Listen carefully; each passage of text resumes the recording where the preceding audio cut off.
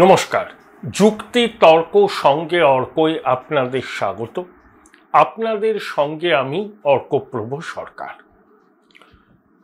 কয়েকদিন আগে পশ্চিমবঙ্গ বিধানসভার অধিবেশনে বক্তব্য রাখছিলেন মমতা বন্দ্যোপাধ্যায়। তিনি নিজে একজন হিন্দু সেটা প্রমাণ করার জন্য খুব ব্যাকুল ছিলেন মাননীয় মুখ্যমন্ত্রী। বক্তব্যে তিনি বললেন যে তিনি যে বাড়িতে থাকেন, যে ঘরে থাকেন, যেখানে রাত্রিবেলা বিশ্রাম নেন, সেই ঘরের মাথার দিকে একটা শিব মন্দির আছে। দেবাদিদেব মহাদেবের আশীর্বাদ তার উপর আছে, সুতরাং তার কেউ অনিষ্ট করতে পারবে না। খুব ভালো কথা। কেন মুখ্যমন্ত্রীর অনিষ্ট চাও বা হবে? আফটার অল তিনি বাংলার প্রশাসনিক প্রধান। আসলে মুখ্যমন্ত্রী তার হিন্দু আইডেন্টিটিটাকে তুলে ধরার জন্য এখন মরিয়া। তারপরে তিনি একটা কথা বললেন বিজেপিকে লক্ষ্য করে, যদিও বিজেপি বিধায়করা সেদিন অধিবেশন কক্ষে ছিলেন না। আপনারা কি চাইছেন কয়েক কোটি লোককে আমি তাড়িয়ে দেব? না, কেন তাড়াবো? আমি সব ধর্মের সহাবস্থানে বিশ্বাসী। আমি মন্দিরে যাই, আমি গির্জায় যাই, আমি গুরুদ্বারে যাই, আমি ঈদের নামাজে অংশ নিই। এটাই আমার রাজনীতির বৈশিষ্ট্য এবং এটাকে আমি বিশ্বাস করি। তারপর বললেন ওরা যদি পথে নামে আন্দোলন করে সামলাতে পারবেন তো? তখনও কিন্তু সংসদে ওয়াকফ বিল পাস হয়নি। এখন তো রাষ্ট্রপতি সাইন করে দিয়েছেন, ওটা আইনে পরিণত হয়েছে। তারপর ওয়াকফ বিল যখন সংসদে পাশ হলো, রাষ্ট্রপতি তাতে স্বাক্ষর করলেন, আইন হলো, দেশের বিভিন্ন জায়গায় এই ওয়াকফ সংশোধনী আইনের প্রতিবাদে মুসলমান সমাজের একটা বড় অংশ পথে নামল। কয়েকদিন আগে কলকাতার রামলীলা ময়দানে জামিয়াতে উলেমায়ে হিন্দের ডাকে একটা সমাবেশ হয়েছিল। কলকাতা অবরুদ্ধ হয়ে পড়েছিল। আমি সেদিন বাইপাসের মেট্রোপলিটন থেকে থিয়েটার রোড যেতে পৌনে 2 ঘন্টা যানজটে আটকে ছিলাম। এরকম অভিজ্ঞতা আমাদের সবারই হয়েছে। তারপরে একটা ভিডিও ভাইরাল হয়েছে, একটি বেসরকারি বাসে গেরুয়া পতাকা লাগানো ছিল, সেই বাস চালককে বাধ্য করা হয়েছিল সেই গেরুয়া পতাকা খুলে নিতে। সেই সমাবেশে সিদ্দিকুল্লাহ চৌধুরী কি বললেন যে মুখ্যমন্ত্রীর অফিস থেকে ফোন এসেছিল, সভা সফল হয়েছে। সেখানে সিদ্দিকুল্লাহ কি হুঙ্কার দিলেন, কলকাতা ঢোকার 10টা প্রবেশ পথে 50,000 লোককে নিয়ে তিনি অবস্থান করবেন, কলকাতা অবরুদ্ধ হয়ে যাবে। সরাসরি হুমকি দিলেন। অবশ্য এ রাজ্যে বিরোধী রাজনৈতিক দলগুলো সভা সমাবেশ করার অনুমতি পায় না, তাদেরকে অনুমতি আনতে হয় আদালত থেকে। কিন্তু জামিয়াতে উলেমায়ে হিন্দ একেবারে খুলে আম সভা করলো, নানা রকম কথা বলল, কার্যত হুমকি দিল, তাদেরকে বলার কেউ নেই। 1, 2, মাননীয় মুখ্যমন্ত্রী একটা কথা বারবার বলছেন, এই যে চাকরি হারাদের বিষয়, আমার উপর ভরসা রাখুন, সুপ্রিম কোর্টে রিভিউ পিটিশন দাখিল করব, আপাতত আপনারা কাজে ফিরুন, ভলেন্টারি সার্ভিস করুন, সরকার পাশে আছে। আচ্ছা, ওয়াকফ সংশোধনী আইনকে চ্যালেঞ্জ করে সুপ্রিম কোর্টে অনেকে মামলা করেছে, তৃণমূল সাংসদ মহুয়া মৈত্রও করেছেন। আচ্ছা, মাননীয় মুখ্যমন্ত্রী এবং তার সাঙ্গ পাঙ্গরা কেন সংখ্যালঘু সমাজকে বলতে পারছে না যে সুপ্রিম কোর্টে শুনানি শুরু হবে? দেখুন না শুনানিতে কি হয়। সর্বোচ্চ আদালতের উপর ভরসা রাখুন। মুখ্যমন্ত্রী এটা বলেছেন যে তিনি এই আইন পশ্চিমবঙ্গে প্রণয়ন করবেন না।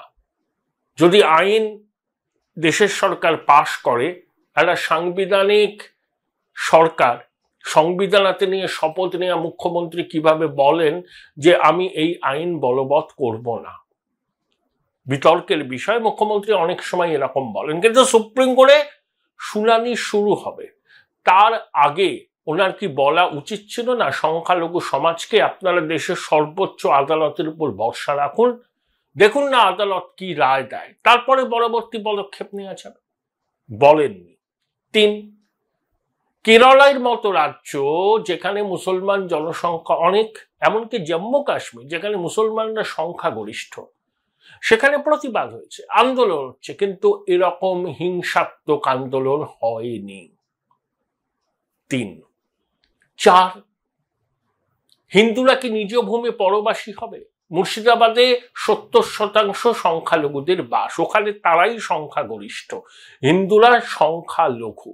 যেভাবে ধুলিয়ানে নদী পেরিয়ে মালদার কালিয়াচকের 3 নম্বর ব্লকে হিন্দু পরিবারগুলো শরণার্থীর মতো মাথা গোঁজার ঠাঁই হয়েছে, তাতে আমাদের লজ্জা লাগে। এই ভারতবর্ষ যেখানে 110 কোটির বেশি হিন্দু, যেখানে 65 কোটি সনাতনী মহাকুম্ভে স্নান করেছেন, সেখানে এই ঈশ্বর পরিত্যক্ত বঙ্গের একটি জেলায় হিন্দুদের উদ্বাস্তু হতে হচ্ছে, শরণার্থী হতে হচ্ছে। এর থেকে লজ্জার আর কিছু হতে পারে না।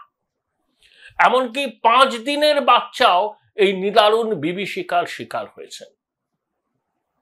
হিন্দুরা পলায়ন করছে শামসেরগঞ্জ, সুতি, ধুলিয়ান থেকে পৈতৃক প্রাণটুকু বাঁচাবার জন্য। বাস্তব চিত্র।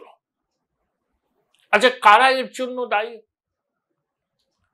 কয়েকদিন আগে জঙ্গিপুরে নাকি প্রকাশ্যে একটা সভা হয়েছিল, সেখানে মুয়াজ্জিন ছিল, অন্য রাজনৈতিক দলের ছিল, এসডিপিআই বলে একটা দল আছে, ওরা নির্বাচনে প্রতিদ্বন্দ্বিতা করে, আর একটা দল আছে ওয়েলফেয়ার পার্টি অফ ইন্ডিয়া, তাদের প্রতিনিধিরা ছিলেন, এবং একটি মানবাধিকার সংগঠনের লোকজন সেখানে ছিলেন, তারা বক্তব্য রেখেছেন। আমি শুনলাম সেখানে নাকি বলা হয়েছে যে ভারত বন্ধু ফ্যাসিস্ট শেখ হাসিনাকে যেভাবে বাংলাদেশের মানুষ উৎখাত করেছে, নরেন্দ্র মোদীর সরকারকেও ঠিক সেইভাবে উৎখাত করতে হবে। এদের বিরুদ্ধে রাষ্ট্রদ্রোহের অভিযোগ আনা হবে না কেন? মানবাধিকার সংগঠনের কাজ কি মানুষকে উস্কানো, মানুষকে খেপিয়ে তোলা সরকারের বিরুদ্ধে, দেশের বিরুদ্ধে? সুপরিকল্পিত চক্রান্ত। যে অঞ্চলে ঘটনাগুলো ঘটেছে অদূরেই বাংলাদেশ, চাপাই নবাবগঞ্জ, ওটা কিন্তু খুব সেন্সিটিভ এরিয়া। মাঝে কিছুদিন আগেই ওখানে সনাতনীদের উপর হামলা হয়েছিল। বিএসএফ এর সূত্রকে উদ্ধৃত করে সংবাদ মাধ্যম দাবি করছে যে ওখানকার নিষিদ্ধ জঙ্গি সংগঠন, মানে নামে নিষিদ্ধ, প্রকাশ্যেই ঘুরে বেড়ায়, হিজবুত তাহরির, হেফাজত, জামাতে ইসলামীর র্যাডিক্যাল লোকজন, তারা এটাকে ইনস্টিগেট করেছে।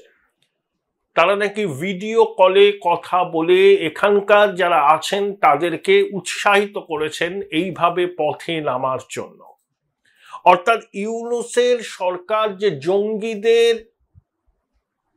জঙ্গিদের দ্বারা সমর্থন পাচ্ছে, সেই জঙ্গি সংগঠনের লোকজনই কিন্তু মুর্শিদাবাদের ঘটনা ঘটানোর জন্য উস্কেছে, ভিডিও কলে ইনস্ট্রাকশন দিয়েছে, জিহাদি কার্যক্রম পরিচালনা করার ডাক দিয়েছে, ধর্মযুদ্ধে নামার আহ্বান জানিয়েছে।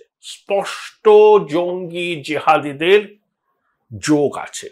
আনসারুল্লাহ বাংলার প্রধান জসিমউদ্দিন রহমানি, যাকে সুদি ইউনূসের অন্তর্বর্তী সরকার জামিনে মুক্তি দিয়েছে, সে প্রকাশ্যে ভারত বিরোধী কথা বলছে।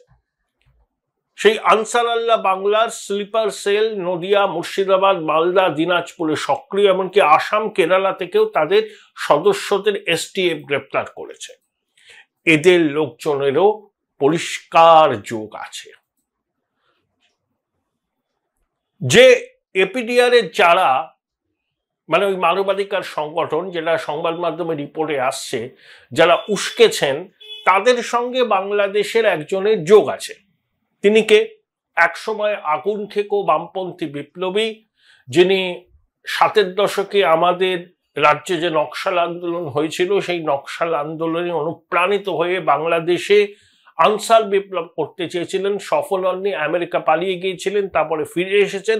এখন তিনি আর বিপ্লব স্পন্দিত বুকে নিজেকে লেনিন বলে মনে করেন না, তিনি এখন পাক্কা ধর্মগুরু হয়েছেন। তিনি ধর্ম নিরপেক্ষতাকে গলায় জড়ানো বিষধর সাপের সঙ্গে তুলনা করেন, সেই ফরহাদ মাজাহার। এই ফরহাদ মাজাহারের সঙ্গে এখানকার ওই বামপন্থী মানবাধিকার কর্মীর ভেগ ধরা লোকজনদের যোগাযোগ আছে। এই ফারাদ মাজাহার বাংলাদেশে নির্বাচন চায় না, সে চায় নতুন করে সংবিধান রচনা, বিপ্লবী সরকার তৈরি। সে নির্বাচনকে মানেই না, সে বলে যা বিএনপি তাই আওয়ামী লীগ, অতএব নির্বাচনের দরকার নেই, শুধু ইউনূসের সরকার চলুক, বিপ্লবী সরকারও গণপরিষদের নির্বাচনে নতুন সংবিধান প্রণয়ন হোক, সেই সংবিধানকে সামনে রেখে নির্বাচন হবে। ফারাদ মাজাহার এই বক্তব্যের অন্যতম প্রবক্তা, তার সঙ্গে এই মানবাধিকার কমিশনের সদস্যদের যোগাযোগ থাকার সম্ভাবনা উড়িয়ে দেওয়া চায়। দুটোই এক। দেখুন, যেভাবে ছাত্র জনতার অভ্যুত্থান বাংলাদেশে হলো, শেখ হাসিনা বিরোধী অভ্যুত্থান, সেই অভ্যুত্থানে এরা মাস্টার মাইন্ড ছিল। ওই ব্রাহ্মণ পীর পিনাকি, ফারাদ মাজাহার অবশ্যই ইউনূস এবং জামাতে ইসলামী, এরাই কিন্তু মুর্শিদাবাদে ঘটনা উস্কানোর পিছনে আছে। বিশেষ করে যখন একটি মানবাধিকার সংগঠনের উগ্র বাম নেতারা জঙ্গিপুরে গিয়ে ওয়াকফ সংশোধনী আইনের বিরুদ্ধে সংখ্যালঘুদের খেপিয়ে তোলেন, পথে নামার ডাক দেন এবং বলেন যে বাংলাদেশে যেভাবে ভারতপন্থী শেখ হাসিনা সরকারকে উৎখাত করা হয়েছে, ঠিক সেভাবেই এখানে কাজ করতে হবে, রাষ্ট্রদ্রোহ নয়। কেন ব্যবস্থা নেওয়া হচ্ছে না? এই প্রশ্নগুলো কিন্তু এখন আসছে। দেখুন, উস্কানি দিলে পরিস্থিতি হাতের বাইরে চলে যাবে। আমি সবার কাছে অনুরোধ করব, শান্ত থাকুন, সংযত থাকুন, গুজবে কান দেবেন না। কিন্তু উস্কানিগুলো কারা দিচ্ছে? এখানকার কিছু লোকজন আছে, বাংলাদেশ থেকে হচ্ছে। তাহলে এই নেটওয়ার্কটাকে তো বাস্ট করতে হবে। যদি এই নেটওয়ার্কটাকে আমরা চিহ্নিত করে ধ্বংস করতে না পারি, এই সন্ত্রাসের মূল মাথাদের আইডেন্টিফাই করে দেশের আইন অনুযায়ী ব্যবস্থা নিতে না পারি, আজকে হয়তো আপাত শান্তি ফিরবে, আগামী দিনে এই ধরনের ঘটনার পুনরাবৃত্তি এ রাজ্যে হবে না, তার কোনো গ্যারান্টি নেই। মোথাবাড়িতে হয়েছে, মুর্শিদাবাদে হলো, দক্ষিণ চব্বিশ পরগনার দু একটা জায়গাতে এরকম ঘটনা ঘটেছে, চাপদানিতে হয়েছে, এত লার্জ স্কেলে হয়নি, কিন্তু হয়েছে। হয়নি বলে হবে না তার তো কোনো কারণ নেই। তারপরে শাসক দলের বিধায়কদের এমন কিছু মন্তব্য যারা করেছিলেন, কিছুদিন আগেও করেছিলেন, কোনো ব্যবস্থা নেওয়া হয়নি। হুমায়ুন কবির কি বলেছিলেন? যে মুর্শিদাবাদ জেলে আমরা সংখ্যাগরিষ্ঠ, আমরা 70%, 30% ভাগীরথীর জলে চোয়াতে পারি, কোনো ব্যবস্থা হয়েছে? নিন্দা হয়েছে। নাম কবাস্তে নাকি শোকজ হয়েছিল, ও তৃণমূল কংগ্রেসের শোকজ টোকজের কোনো মানে নেই। উস্কানিটা অনেক দিন ধরে হচ্ছে। এখন শাক দিয়ে মাছ ঢাকার চেষ্টা করলে লাভ নেই। বিএসএফ লোক ঢুকিয়েছে, এইসব প্রলাপ যারা বলছে, তারা বাস্তব জানেন বা বাস্তব জেনেও নির্লজ্জ মিথ্যাচার করছে। যে সমস্ত সনাতনীরা বাধ্য হয়েছেন ভিটে মাটি ছেড়ে এক বস্ত্রে কোলের শিশুকে নিয়ে আশ্রয় শিবিরে যেতে, তারা বিএসএফ এর কাছেই সাহায্যের আর্জি জানিয়েছেন। পুলিশ প্রশাসনের উপর তাদের ন্যূনতম কোনো ভরসা নেই। পুলিশ দাঁড়িয়ে দাঁড়িয়ে দেখে, বারবার ফোন করা সত্ত্বেও পুলিশ ব্যবস্থা নেয়নি বলে অভিযোগ করছে। আসলে বারুদের স্তূপের উপর বাংলা দাঁড়িয়ে আছে।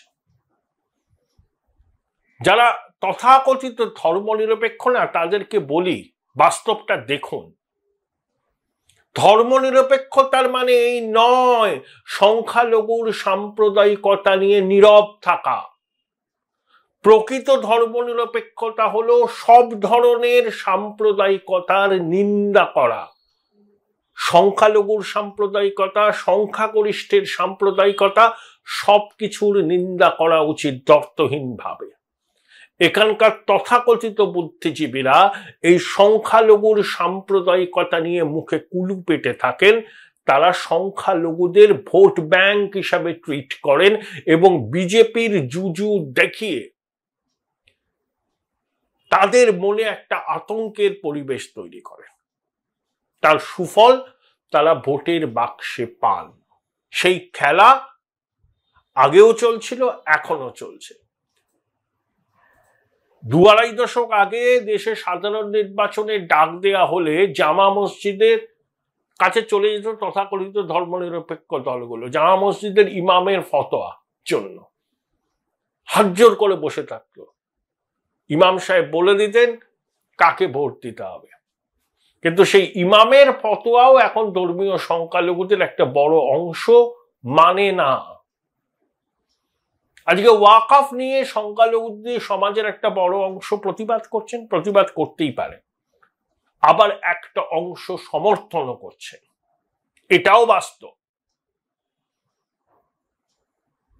দেখুন, আমাদের মুখ্যমন্ত্রী সংখ্যালঘুদের রক্ষাকর্তা হতে চাইছেন, পরিষ্কার বলছেন আমি থাকতে আপনাদের কোনো অসুবিধা নেই, কিন্তু মুসলিম সমাজের আলোকপ্রাপ্ত অংশের সমর্থন কি মুখ্যমন্ত্রী নিশ্চিত করতে পেরেছেন? আমি 2-3 জনের নাম বলবো, মাসুম আক্তার বলুন, মিরাতুন নাহার বলুন, নজরুল ইসলাম বলুন, এবং আরো অনেকে আছেন যারা কিন্তু আমাদের শাসকের এই সংখ্যালঘু প্রীতি লোক দেখানো সেটাকে ভোট পাওয়ার অস্ত্র বলেই মনে করেন। সংখ্যালঘু সমাজের কোন অংশটার সমর্থন শাসক দল নিশ্চিত করার জন্য মরিয়া। ওই উত্তর দিনাজপুরের জেসিবি, এদিকে শাহজাহান, এইরকম জাহাঙ্গীর, মুদাসসার, এইসব নামটা আমি শুনি না। দেখবেন ওই যে আর্চি কলের যে রেজিস্ট্রার ছিলেন আতাহার আলী, সম্ভবত নাম ভদ্রলোকে, ভুল বললে শুধরে দেবেন, তিনি তো হুইসেল ব্লোয়ার হয়েছিলেন। আর্চি করের ঘটনা, সেখানে চুরি দুর্নীতি নিয়ে সরব হয়েছিলেন, কোনো পদক্ষেপ করেননি, সব জায়গায় চিঠি দিয়ে দিয়ে ভদ্রলোক প্রায় ব্যর্থ হয়েছিলেন, জুতোর সুতলা খুইয়ে ফেলেছিলেন। তার বক্তব্যকে যদি গুরুত্ব দিয়ে তদন্ত করা হতো তাহলে তিলোত্তমার এই ঘটনা ঘটতো না আর্চি করে। Join Indian Institute of Hotel Management now. Right choice, right decision. কর্ণপাত করেননি, তিনি হুইসেল ব্লোয়ার হতে চেয়েছিলেন। তিনি আমাদের সংখ্যালঘু ভাই, সহনাগরিক, এদের কথায় এরা কান দেবে না। এরা শাহজাহানকে বাঁচাতে চাইবে। কি করেছে শাহজাহান, কি করেছে শাহজাহান? জেসিবি কে প্রোটেকশন দেবে,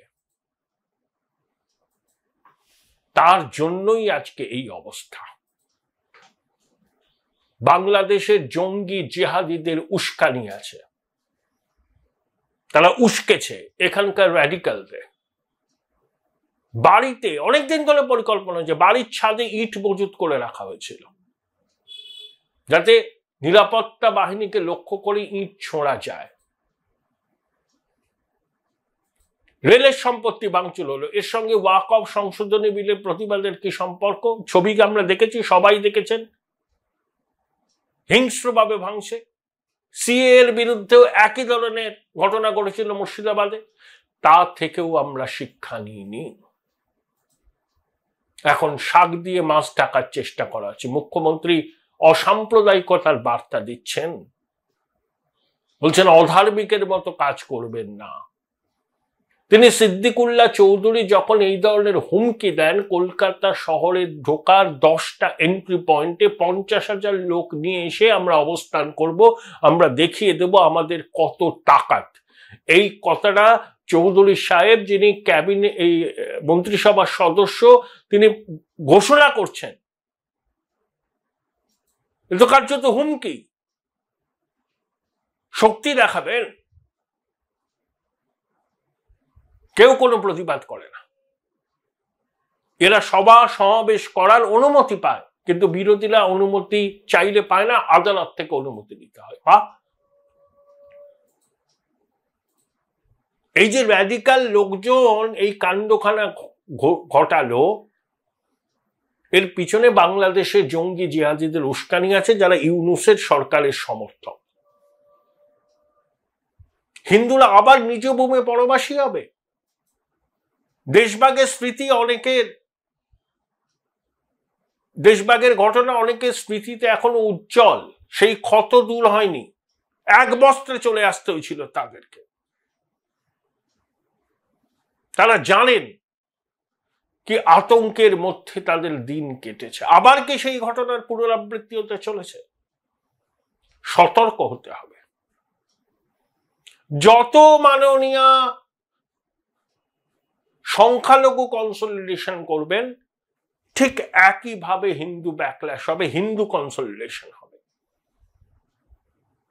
হ্যাঁ, রুটি কাপড়া বাকাল নিশ্চয়ই ভীষণ প্রয়োজনীয় বিষয়, সবার দরকার, কিন্তু ধর্ম তো খোয়াতে পারবো না, আমরা তো সনাতনী, ধর্ম তো রক্ষা করতে হবে।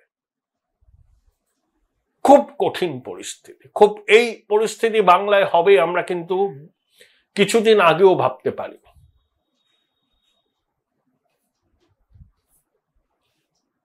আগামী দিনে আতঙ্কের প্রহর গুনছি আমরা। তবে সবার কাছে শরীর বন্ধ অনুরোধ, গুজব ছড়াবেন না, প্রশাসনকে সহযোগিতা করুন, ভুয়ো ভিডিও ছড়িয়ে নতুন করে অশান্তির চেষ্টা করবেন না, মদত দেবেন না, যে দলই করে থাকুক না কেন এগুলোকে নিন্দা করতে হবে। এখানে ক্ষুদ্র রাজনীতির বিষয় নয়, এটা বাংলার শান্তি, সম্প্রীতি এবং সুরক্ষার প্রশ্ন এবং সনাতনীদের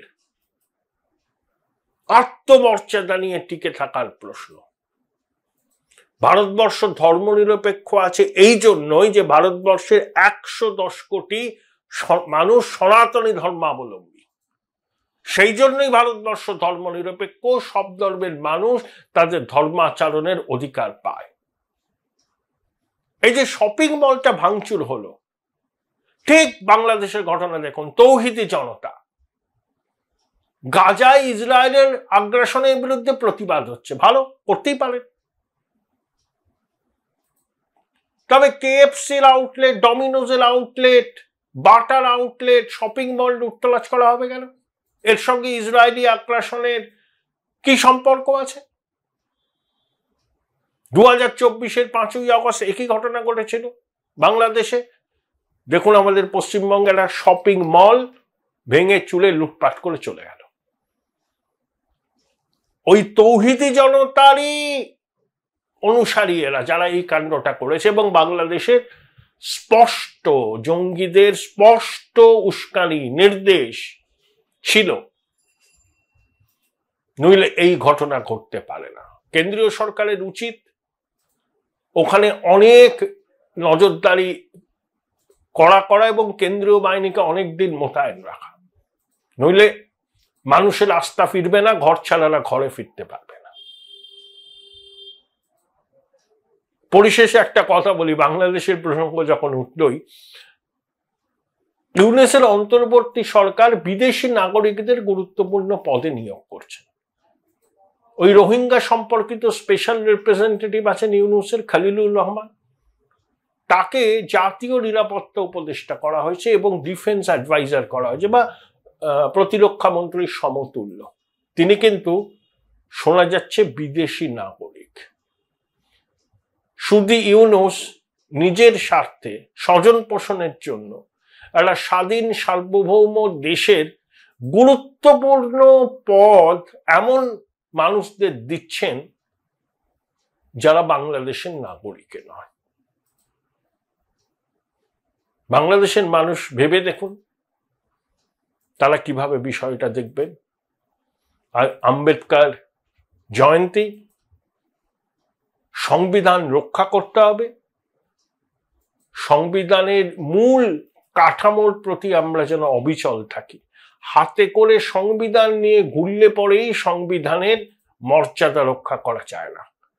সংবিধানের মর্যাদা রক্ষা করা তখনই সম্ভব হয় যখন সংবিধানের প্রতি দায়বদ্ধতা অন্তরের অন্তরতম স্থল থেকে উৎসারিত হয়। যারা সংবিধান হাতে নিয়ে ঘুরে বেড়াচ্ছেন তাদের সেই ইন্টিগ্রিটি সংবিধানের প্রতি আছে তো? এই প্রশ্নও কিন্তু বিভিন্ন মহলে উঠছে।